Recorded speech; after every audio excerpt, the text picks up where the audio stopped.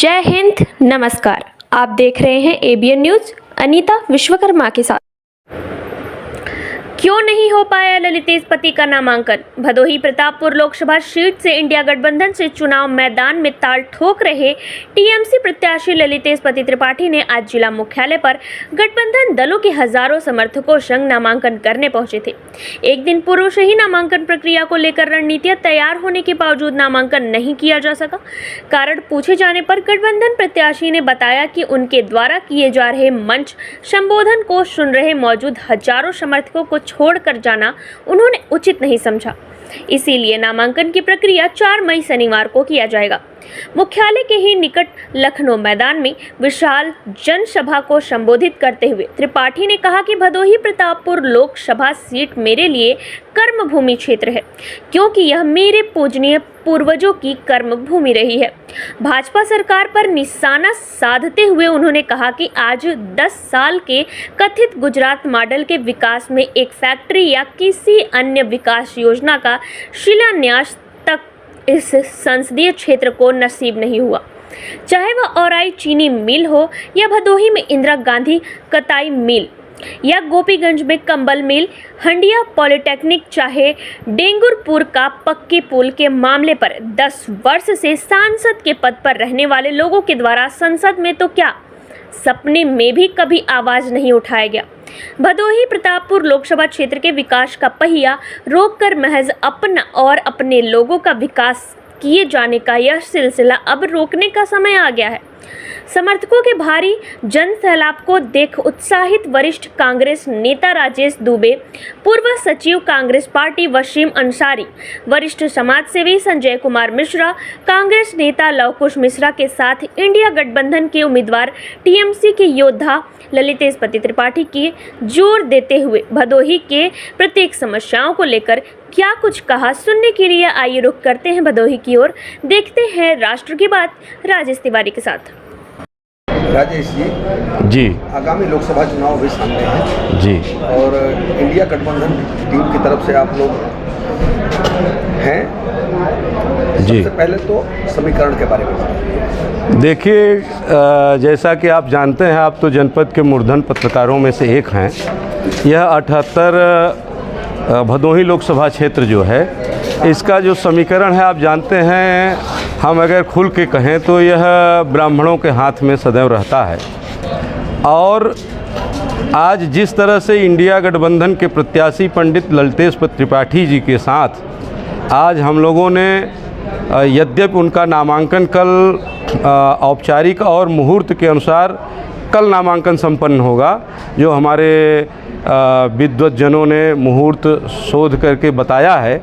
चूँकि आप जानते हैं कि यह पंडित कमलापति त्रिपाठी जी के जो एक मूर्धन्य विद्वान थे, उनके सेवा, संघर्ष और विकास की धरोहर के रूप में यह ललितेश पति त्रिपाठी जी आज हम लोगों के बीच में हैं। तो हम लोग यह परिवार भी मुहूर्त को सर्वोपरि मानते हैं, इसलिए कल मुहूर्त को देख करके नामांकन होगा। लेकिन कल चूँकि कम समय रहता, इसलिए आज नामांकन जुलूस की जो जनसभा थी, उसको आज हम लोगों ने संपन्न किया। और आपने देखा होगा कि विगत कई चुनावों के बाद प्रबुद्ध समाज के लोग जितनी वहाँ तादाद इकट्ठा हुई थी, आपने देखा कि व्यवस्था छोटी पड़ गई और पंडाल से लेकर के और सड़क तक जो है लोगों का रेला लगा रहा है इस चिलचिलाती धूप में भी।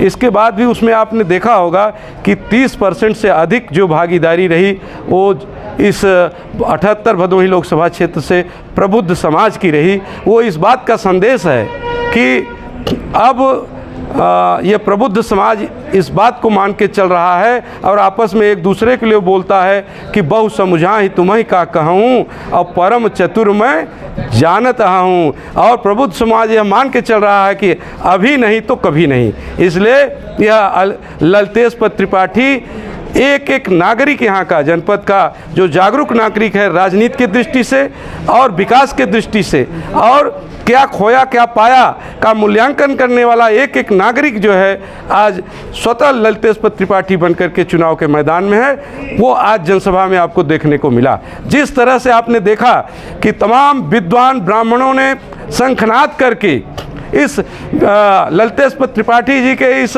विजय यात्रा को शंखनाद करके जो है आशीर्वचन दिया।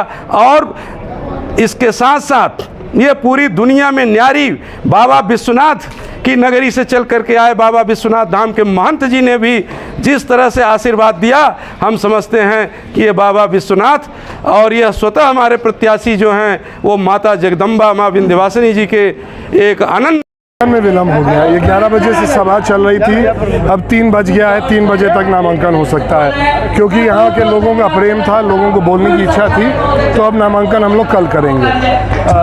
पर जिस हिसाब से यहाँ पे इस पूरे क्षेत्र के कोने कोने से लोग आए थे, ये दर्शाता है कि आज जनता बदलाव चाहती है। लोग अपने साधन से आए हैं, लोग अपनी स्वेच्छा से आए हैं, केवल हम लोग का हौसला बुलंद करने के लिए, हम लोग का हौसला बढ़ाने के लिए। मैं उन सबको धन्यवाद देता हूं। मैं भदोही की जनता को सलाम करता हूं। जिस तरह से वो लोग आज निकल के आए हैं, उससे हमको मजबूती मिलेगी। आप जब सभा में भाषण दे रहे थे और पूर्व मंत्री जो सभा के हैं सुरेन पटेल जी, वो भी भाषण जब दे रहे थे दोनों लोग, आप लोग जब भाषण दे रहे थे तो तमाम सैकड़ों कुर्सियाँ खाली नहीं, क्या कहेंगे? क्या हुआ? तमाम सैकड़ों कुर्सियाँ खाली नहीं, उसमें क्या कहेंगे जब आप भाषण दे रहे थे? मैंने आपको बोला 11 बजे सवेरे से ये सभा चल रही थी। जब हम लोग सभा स्थल पे आए थे तो पूरे ग्राउंड में जगह नहीं थी। गर्मी का दिन है, लोग इधर उधर पानी पीने गए होंगे। सभा में लोग आए वो ज़रूरी है, और जो नेता हैं वो बोले वो ज़रूरी है। हम लोग तो जनता के बीच में रोज़ जा ही रहे हैं, उनका प्रेम मिल ही रहा है। आप तो खाली कुर्सी अभी आप घुमा लीजिए, अभी बहुत खाली कुर्सी मिलेगी, इसका मतलब कि समर्थन नहीं है। समर्थन वो था कि भर के लोग आए थे, ऐसे भर के आए थे कि एडिशनल एसपी साहब को फ़ोन करके निवेदन करना पड़ा कि जाम लग रहा है, आप लोगों को लगाइए गाड़ी हटाने में। तो जो समर्थन है वो तो मिल ही रहा है। आपको खाली कुर्सी देखनी है, 1 घंटे बाद देख लीजिएगा, पूरा ग्राउंड खाली मिलेगा आपको। ललितेश जी, आज पर्चा भरने आप आए थे, नामांकन की घोषणा की, क्या कारण था कि आज पर्चा नहीं भरा? लेट हो गया, लोग बोल रहे थे, जनता यहाँ पे डटी हुई थी। लगभग मुझे लग रहा है 2:30 बजे तक हमको यहाँ से निकलना था, तभी टाइम से नामांकन हो पाता, और तब तक खचाखच भरा हुआ था मैदान। उनकी अपेक्षा ना हो, इसीलिए हम लोग ने कहा कि नामांकन कल सवेरे चल के करेंगे साधारण तरीके से। कितने बजे करेंगे? किसी और नेता की आने की संभावना है कल? नहीं, कल हम लोग बस अपने 10 प्रस्तावकों के साथ पर्चा भरेंगे। हम लोग 10 बजे कलेक्ट्रेट पहुंचेंगे। 11 बजे से नामांकन का समय हम लोग ने लिया है। हमने दोनों समय शुरू से ही लिया था, आज शाम का लिया था 2 से 3, वो नहीं हो पाया, तो कल से लिया है 11 बजे। क्षेत्र में एक चर्चा चल रही है कि आप साइकिल से लड़िए सिंबल पे, या आप इससे लड़ेंगे, तो आप किससे कर रहे हैं ये बताइए। हम क्लियर हैं, ये सीट गठबंधन में तृणमूल कांग्रेस को गई है, तो सिंबल तृणमूल कांग्रेस का ही रहेगा। उसके सामने जो परेशानी है उसको दूर किया जाएगा। जनता खोज के निशान पे वोट दे रही है इस बार। वो बुला के लोगों से मांग रही है निशान, ताकि वो अपने समाज के बीच में और अपने जनता के बीच में उस निशान को पहुंचा सकती है और पहुंचाएगी। अभी 70% लोगों को इस आपके सिंबल के बारे में जानकारी नहीं हो पाई। अब जब इतने कम समय में 30% के पास पहुंच ही गया है, तो फिर अगले 20-22 दिन में जब सघन शुरू होगा और जब कार्यकर्ताओं के पास वो सारे प्रचार सामग्री पहुंचेंगे, तो फिर 100% के पास पहुंचने में देर नहीं लगेगा। आगामी लोकसभा चुनाव सामने है, और आज आपके पार्टी की तरफ से इंडिया की जो कैंडिडेट हैं उनका पर्चा दाखिल किया, क्या कहना चाहते हैं? देखिए, ये चुनाव इंडिया बनाम एनडीए गठबंधन है। जिस तरह से पिछले 10 साल में एनडीए गठबंधन ने सरकार चलाया और बड़े बड़े वायदे किए। आपको याद होंगे 2 करोड़ युवाओं को रोजगार देने की बात हो, भ्रष्टाचार पर लगाम लगाने की बात हो, महंगाई कम करने की बात हो, या किसानों की आय को दुगना करने की बात हो, हर वायदे में ये असफल साबित हुए। जनता पूरी तरह से त्रस्त है।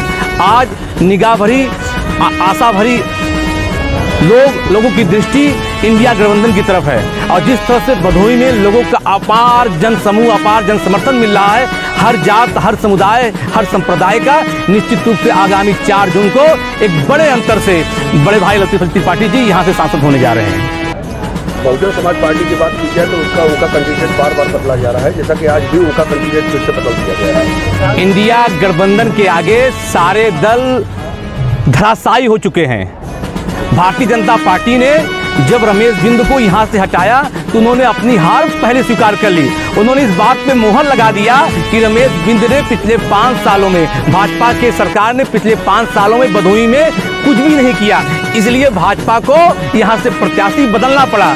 ठीक उसी तरह से जब बहन मायावती जी ने अपनी पार्टी से यहाँ एक अल्पसंख्यक समुदाय के नेता को टिकट दिया, जब वो नेता क्षेत्र में दौड़ा तो लोगों ने बताया कि इस बार अल्पसंख्यक समुदाय इंडिया गठबंधन को वोट करने जा रहा है, उन्हें अपना प्रत्याशी बदलना पड़ा और फिर कल जाकर फिर उन्हें तीसरी बार ये प्रत्याशी बदलने ये संकेत देता है कि इंडिया गठबंधन भारी मतों से भदोही में जीतने जा रही है। पूरे उत्तर प्रदेश को लेकर क्या कहना चाहेंगे? इस बार मैंने कहा ना कि जिस तरह से तमाम तरह के किसानों की आय आज अपने आप को किसान छलावा महसूस कर रहा है। नौजवान अग्निवीर बनकर 4 साल के बाद जो बेरोजगार हो जाएगा वो भी अपने आप को छला हुआ महसूस कर रहा है। पूरे उत्तर प्रदेश में जो पश्चिम में 2 चढ़ के चुनाव हुए हैं उस वहाँ एक हवा चल चुकी है और धीरे धीरे जब इधर आएगा पूरब की तरफ तो ये लहर बनेगी। इस बार एनडीए गठबंधन का सुपड़ा साफ होगा।